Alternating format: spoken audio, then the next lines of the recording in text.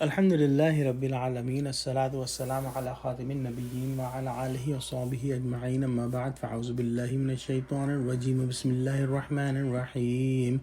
قال الله تعالى في سورة آل عمران: لا تحسبن الذين يفرحون بما أتوا ويحبون أن يحمدوا بما لم يفعلوا فلا تحسبنهم بمفازة من العذاب وَلَهُمْ عَذَابٌ أَلِيمٌ. Translation: Never think that those who rejoice with what they have brought misdeeds and love to be praised for what they have not done, do not think that they will escape from the punishment, and for them will be a painful punishment. The people of the book tried to conceal the truth, and they did not share the knowledge given in the book of Allah subhanahu wa ta'ala.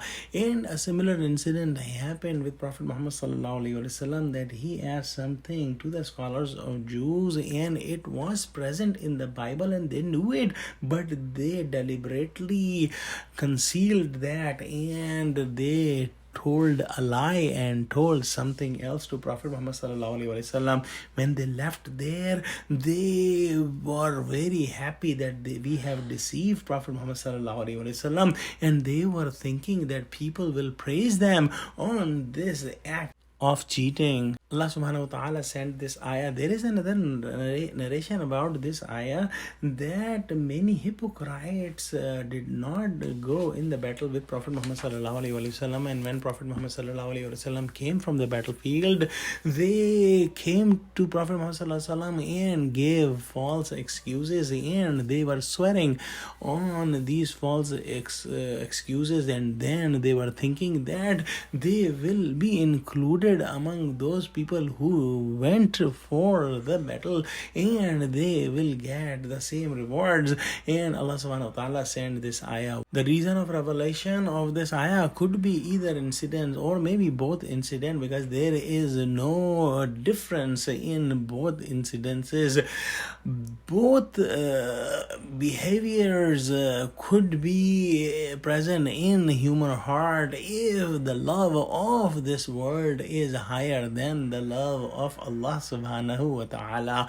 And humans want that they are praised. If they don't have the fear of Allah, they do even want to be praised on the things they did not do, because they want to be known as noble people, as the knowledgeable and honorable people. However, if a true muttaqi, a true person who fears Allah, even if he does a good deed, he does not want people to talk about that, and his only intention in his heart that Allah accepts his deed from him. Even today we see people like these, that they want to be praised for everything. They want to be praised after they deceive other people, or they want to be praised for the things they have not done, and they think in their hearts that they are cheating everyone,